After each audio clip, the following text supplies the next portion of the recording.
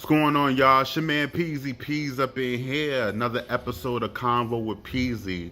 Bringing it back to the Circle, NYC, episode 9, called The Boss. A lot of stuff was going on in this episode. It was pretty jam-packed with a lot of activities and things. You had philanthropy, and then you had arguments and fights at fashion shows.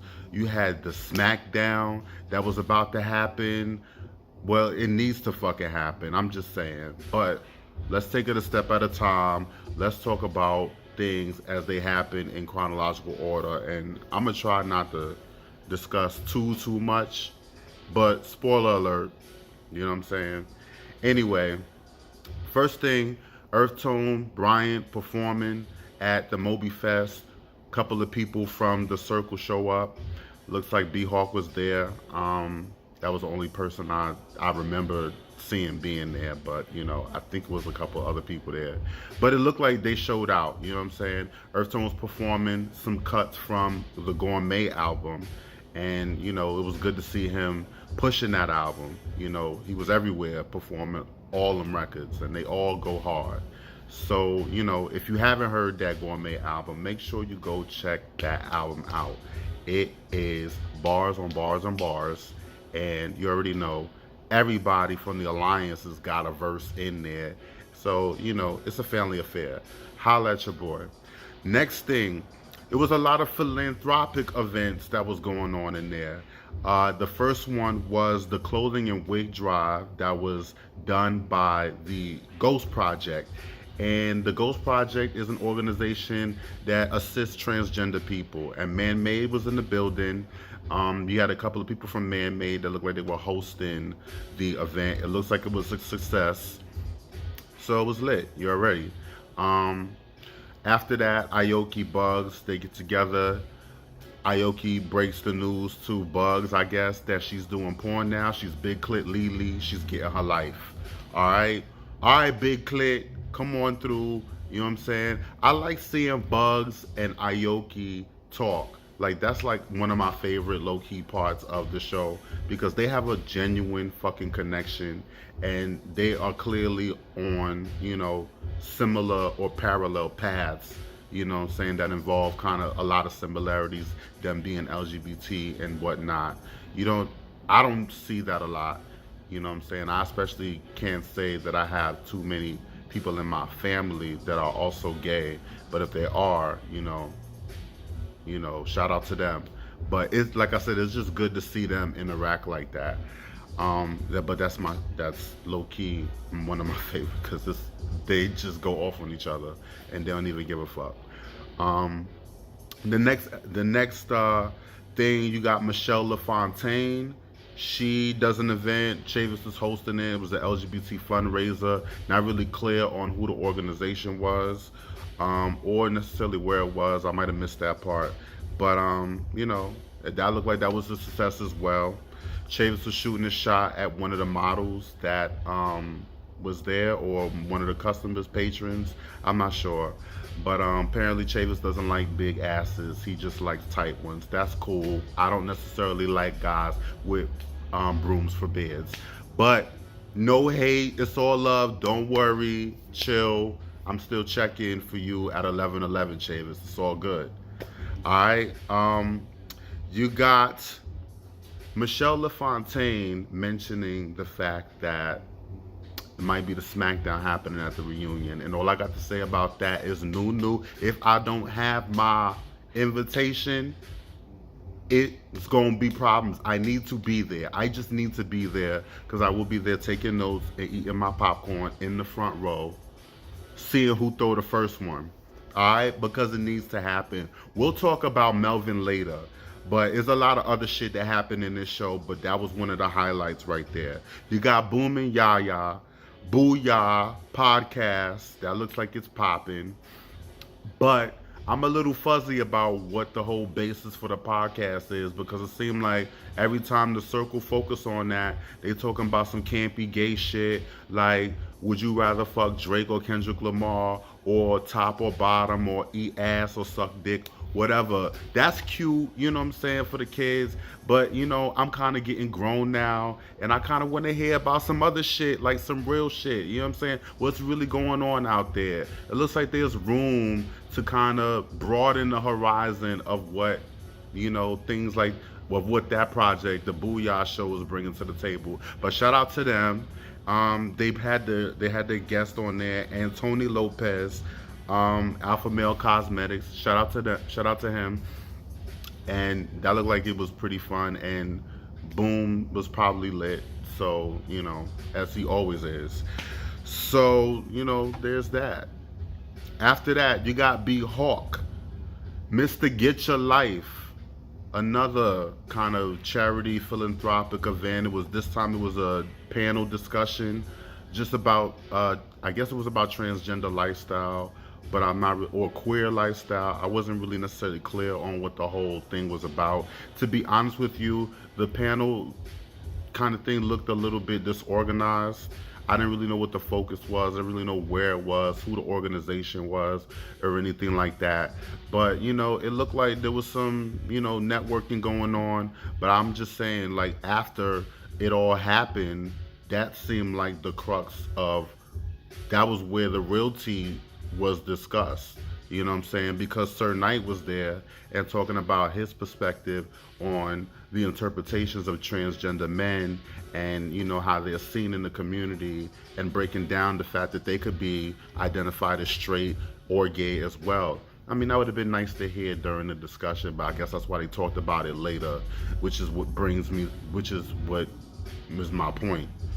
But it is what it is. But I like seeing shit like that, having discussions, real discussions, and bringing people together to talk about the real shit that happens. After that, you got Fly Mod Fashion Show.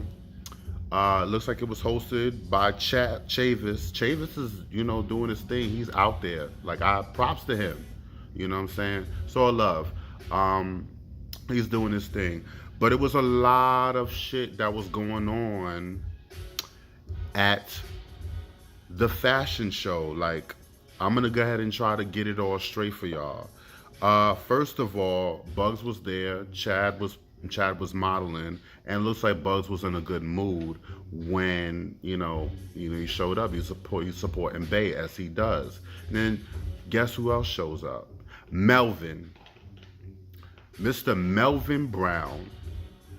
And I'm just like, you could see the life leave Bugs when Melvin walks in. Let me get a drink. Because I'm just saying, you could just tell the man's demeanor just changed, because Chavis was trying to talk to him and Bugs was just not really having it. And I'm just saying, like, who gonna lay the smack down first? Because it goes into some catty fucking shit later. They just start yelling, and one's barking and at the other, and the other one's just like, wah, wah, wah, wah, wah, smack bitches, and I was there, and blah, blah, whatever. No one gives a fuck. Like, I'm trying to understand how it started, and when y'all gonna quash this, when y'all gonna squash this shit. Just do it. Like, I wish when Bugs got up, he would have just laid hands on him. Just laid him out. Laid him out. Why? Why you just do it? We might have to wait for the after show for all of that shit. Or not the after show, the reunion show. I'm waiting. I'm waiting for somebody's wig to get snatched on there. Melvin Brown and his receding ass hairline in his small ass apartment. Like, I'm just trying to understand, because there's a line, literally, of everybody that want a piece. You know what I'm saying? And it's just a lot. But that's basically what was going on. I like that there was a little bit of drama in the confessional even. It looked like that energy had continued even as that was going on in the confessional between Chad and Bugs. But all in all, it just looks silly. The whole shit just looks silly, and Bugs just look like he's so over it. It's not even funny anymore. You know what I'm saying? Him and his fucking whack ass rhymes could go somewhere. Melvin, that's what I'm talking about. But moving on, the last thing that we see, we got Earth Tone. He goes home, his childhood home. I think some of his family still lives there, if I'm not mistaken. But he ends up spending his birthday out there. It's a barbecue. Tom is there. Earth Tone's dad shows up, you know. So, you know, that's kind of cute. And from what I know, from what Earth Tone told me, he was mostly raised by his mother, and he kind of has a little bit of a little bit of a relationship with his dad. So I was just curious to see, you know, to kind of get a little bit more intel about that.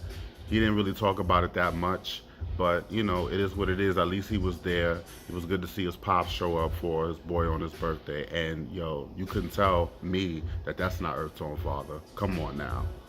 Come on, you already see. I wonder what Tom thought. You know what I'm saying? I wonder what Tom thought. But one thing also struck me about that, about Earth Tone's birthday was I see where he got the cover for the Gourmet album from. You know what I'm saying? Looks like it was done right there in his backyard, so it was cute. He was doing a barbecue and he caught the moment. But what I'm gonna need him to do though is I'm gonna need him to not be going in and rushing and getting cheap aluminum foil and then messing up a whole rack of ribs. I think it was his sister.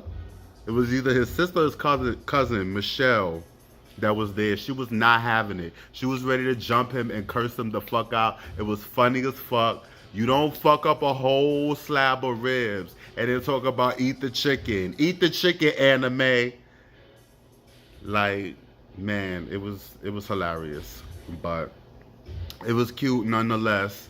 And that was basically the show. The show goes to be continued, so it looked like it's gonna be more shit that's gonna happen on the next episode, more the drama. I'm kind of over it, you know what I'm saying? But like I said, just send me the ticket for the after show, because at this point in the game, don't nobody really got time for that, all that mess that is there with Melvin. You know what I'm saying? Like, bury it. Bury it. You and your corny ass glasses. You know what I'm saying? You and your milk dud head. Like, just please. Just please. Alright. Right now I got my song Dip playing in the background. Make sure y'all go support that. It's on Spotify. It's on SoundCloud. It's everywhere you listen or stream music at. You could also purchase it if anybody really does that anymore. But, you know, shout out to Minecraft on the beat. You already know what it is. You already know what it is. Holla. You know what I'm saying? And I'll be back with another one. You know what I'm saying? Real soon. Make sure y'all stay safe. Oh, and by the way, what I said last week about the whole situation, I meant that for people who really are victimized out there, in which there is no question that they are victims of hate crimes. Everybody out there stay safe. But those that are faking the funk out there, y'all are gonna get dealt with. We'll see what happens. We'll see what happens with that. But I'm just saying, everybody out there, I stand for the people who actually are victims. And that's really all there is to it. We're gonna leave it at that. Make sure y'all stay safe, get home safe, stay aware, and I'll see y'all later. Peace.